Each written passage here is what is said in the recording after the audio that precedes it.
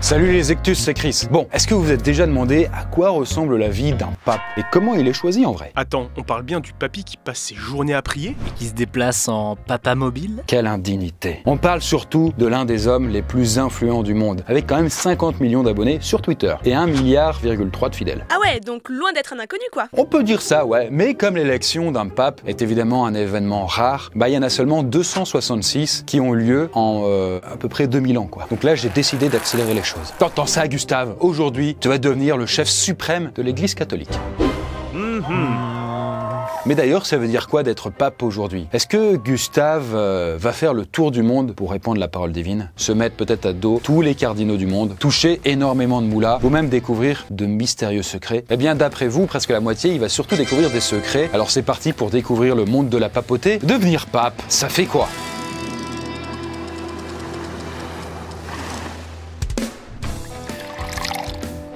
Alors bon, déjà, avant de se lancer dans la carrière de pape, voyons voir si Gustave remplit tous les critères d'admission. J'imagine que ça doit être super rigoureux la sélection, non? Eh bien, pas tant que ça. En fait, officiellement, il n'y a que 5 critères à respecter pour prétendre au statut de pape. Déjà, il faut être un adulte, évidemment baptisé et non marié, être en règle aussi avec l'église, hein, pas quelqu'un qui va voler de la thune ou qui va buter des gens, quoi. Et bien sûr, être un homme. Évidemment. Désolé, Ariane, hein, du coup, c'est pas moi qui fixe les règles. Mais bon, vous avez compris que dans les faits, c'est jamais n'importe quel blaireau qui est choisi. Hein. Et c'est très souvent un cardinal ou un haut représentant de l'église, quoi. Un peu comme un président de la République d'une certaine manière. Je veux dire, techniquement, tout le monde peut se représenter. Mais dans les faits, bon voilà. Sauf que pour devenir cardinal, faut passer tout un tas d'étapes, quoi. À commencer par devenir prêtre. Allez, un petit Notre Père, 2 Je vous salue Marie et le tour est joué. Eh bien, détrompe-toi Edgar, parce que faut plus de 6 ans avant d'obtenir le DUET. En fait, le diplôme universitaire d'études théologiques. Et ouais, il y avait un diplôme. D'ailleurs, ce sont de longues études fastidieuses. Et il n'y a aucune garantie d'emploi à la fin. Pire que l'université, quoi. D'ailleurs, faut d'abord être validé par un évêque, un peu comme une évaluation pro, quoi. Et du coup, ça va être lui qui dira oui ou non si Gustave, là, peut être prêtre. Mais j'espère, mon petit Gustave, que t'es motivé. Parce que là, du coup, c'est un peu l'heure de retourner à l'école. En séminaire, surtout. Ça s'appelle comme ça.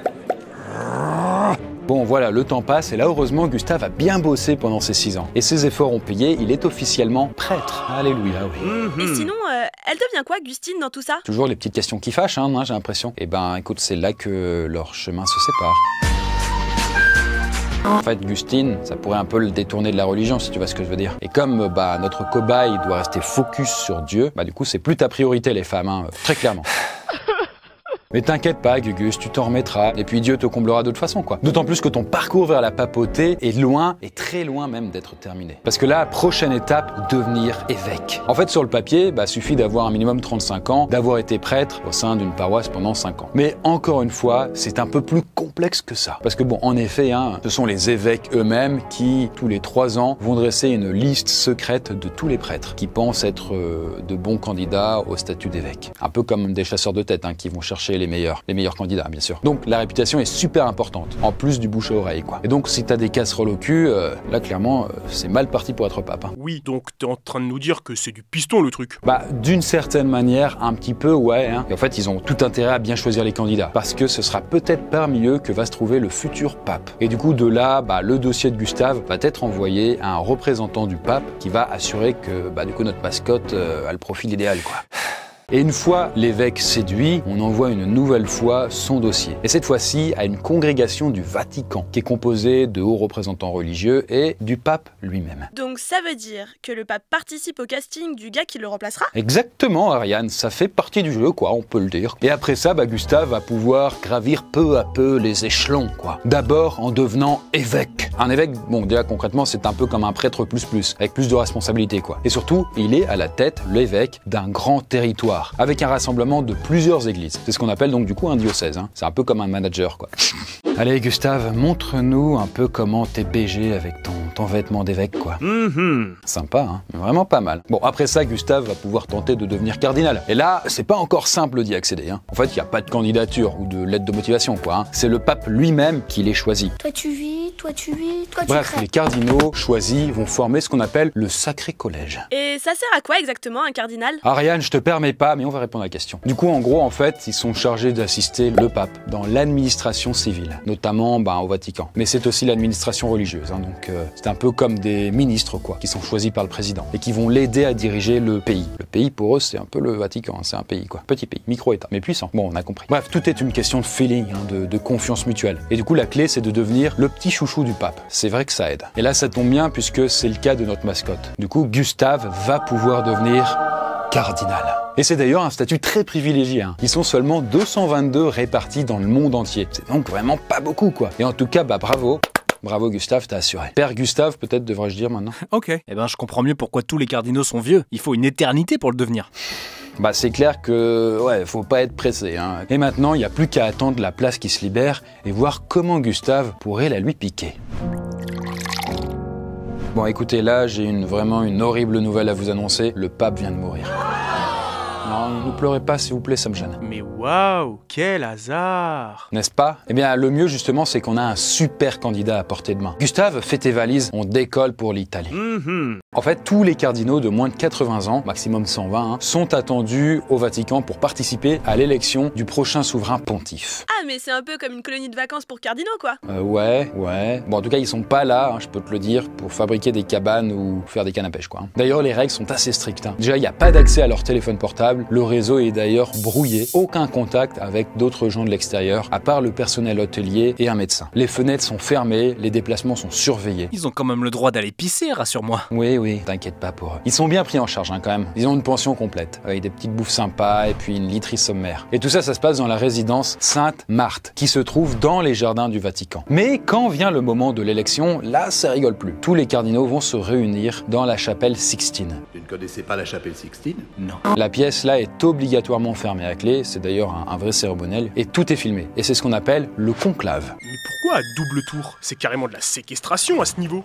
Disons que cette méthode d'élection est un peu un épisode très particulier de l'histoire de la papauté. En gros, en 1268, on cherchait un remplaçant au pape Clément IV. Sauf que les cardinaux ont eu un mal fou à se décider. En fait, il y avait plus de 2 ans et demi de réflexion. Et donc, suite à ça, les habitants en ont eu tellement marre qu'ils ont été obligés de les enfermer dans l'église, avec un régime haut et pain sec, pour qu'ils prennent des décisions et que la nourriture puisse pas les motiver à poursuivre indéfiniment, quoi. Donc là, ouais, t'as raison, hein, Ulysse. Mais on est quand même pas si loin que ça de la séquestration, finalement. Et donc, après, le conclave a surtout un intérêt bien particulier. Préserver, la liberté de l'église face à l'État. En scellant, par exemple, les portes aux yeux du monde, on sait qu'il y a aucune influence extérieure. Il n'y a pas de politiciens, de businessman ou je ne sais quoi. Et alors, il se passe quoi exactement dans cette chapelle? Bien, en vrai, dans cette chapelle, que vous voyez d'ailleurs derrière moi, il n'y a rien de très excitant. C'est un peu comme une grosse élection de délégués, quoi, de classe. Mais du coup, version pape, quoi. Et donc là, chaque cardinal va pouvoir inscrire le nom de son candidat préféré sur un papier. Ils vont ensuite procéder à des votes à raison de 4 par jour. Donc 2 le matin et 2 l'après-midi. Là, bon, officiellement, t'as pas le droit de mettre ton propre blaze sur le papier. Alors, c'est une règle un peu tacite, hein, mais comme le vote est anonyme, en vrai, on peut tricher, quoi. Alors, aux yeux de Dieu, certes, mais on... Ouais, bon, Gustave, vas-y, fais-le, mais je suis pas censé savoir. Qu'est-ce qu'il est en train de faire d'argent, là? Il écrit son nom sur un papier? Ah ouais, il a aucune race. Il est prêt à tout pour avoir le poste suprême, j'ai envie de dire, quoi. En plus, il paraît que dans une ancienne vie, il était sultan. Et donc, peu à peu, là, des noms vont davantage ressortir. Certains vont même se distinguer plus que d'autres. Et donc, à force de discuter entre eux, l'écart va se resserrer entre certains candidats avant d'arriver à la majorité absolue. Et si on n'a pas la majorité absolue au bout de 34 scrutins, ce qui représente quand même 8 à 9 jours à rester enfermé là-dedans, on finit par départager les 2 noms qui reviennent le plus souvent. Et là, après une longue délibération, qui prend généralement entre 2 et 5 jours, il se trouve qu'il y a 2 candidats qui sont au coude à coude. D'un côté, un certain D'Argent et de l'autre, un certain Gustave. Et au final, c'est assez serré entre les deux, mais il se trouve que apparemment, on aurait fait remonter quelques petits faits divers pas hyper folichons concernant D'Argent. Un petit peu de corruption apparemment par-ci par-là qui n'aurait pas été vu encore et qui fait que du coup, il s'est fait écraser par Gustave au dernier moment. Mais à ce stade-là, Gustave n'est pas encore pape, hein. Il est encore en droit de refuser le rôle, s'il n'a pas envie. En fait, non. Du coup, Gustave, je vais te poser une question toute simple. Acceptes-tu ton élection canonique comme souverain pontife? Je crois qu'il a pas compris. Ouais, du coup, Gustave, est-ce que tu veux devenir pape? Ok. Bon, super, maintenant va falloir réfléchir à un nom de pape. Ouais, et avec un peu de style si possible, hein. C'est toujours un peu claqué au sol. Écoute, après, ils vont pas non plus se faire appeler Voldemort ou Pikachu, quoi.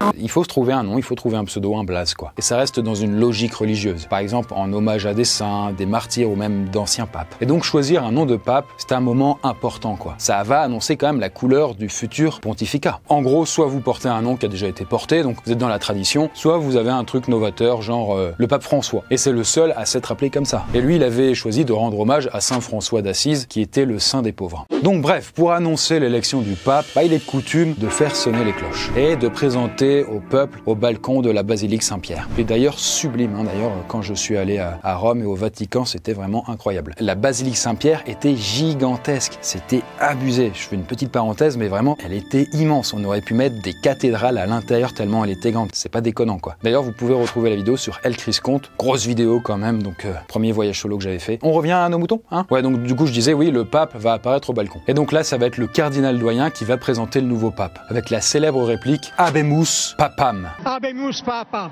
Donc dites bonjour à Gustave Ier. Ouais, donc voilà, il a voilà. Hop ta gueule. Habemus Papam.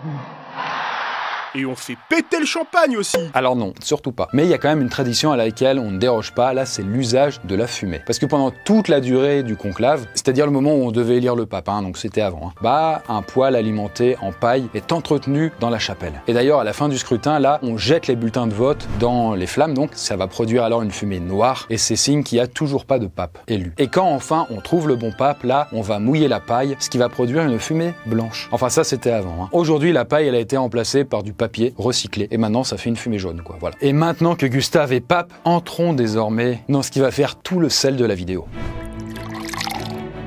Donc après sa présentation officielle au peuple, eh bien Gustave Ier n'a pas de temps à perdre, hein, clairement là. Il emménage officiellement au Vatican et il se met à jour sur tous les dossiers de son prédécesseur. Et ça va, il s'ennuie pas trop dans un pays qui fait seulement 44 hectares? Alors t'inquiète pas, Edgar, il y a plein de choses à faire, hein. Et en vrai de nos jours, le pape il a 3 missions principales. D'abord, il est évêque de Rome et comme tous les évêques, il est chargé d'administrer son diocèse, hein, donc son territoire. Et ça représente quand même les 2/3 de la commune de Rome. Et donc concrètement, ça fait qu'il a à peu près 850 km² à sa charge, hein. C'est donc pas mal. Mais il doit aussi animer sa communauté religieuse et entretenir un lien avec ses fidèles. Donc voilà, il y a du boulot aussi. Il va aller à leurs rencontres, organiser des messes, comme je l'avais dit tout à l'heure. Et puis le pape, c'est aussi le premier évêque, hein, donc c'est lui qui doit nommer tous les autres évêques. Ensuite, il va avoir un rôle éducatif, un peu comme un prof de catéchisme, hein, c'est-à-dire l'enseignement de la foi chrétienne. Et là, son objectif, ça va être de prêcher les évangiles, hein, comme la Bible. Diffuser la parole divine, quoi, tout simplement. Bref, ça parle religion. Et pour ça, il va régulièrement devoir écrire des discours, les homélies, des messes, des lettres, ou simplement utiliser son compte Twitter, quoi. C'est un petit peu des réseaux sociaux, quoi.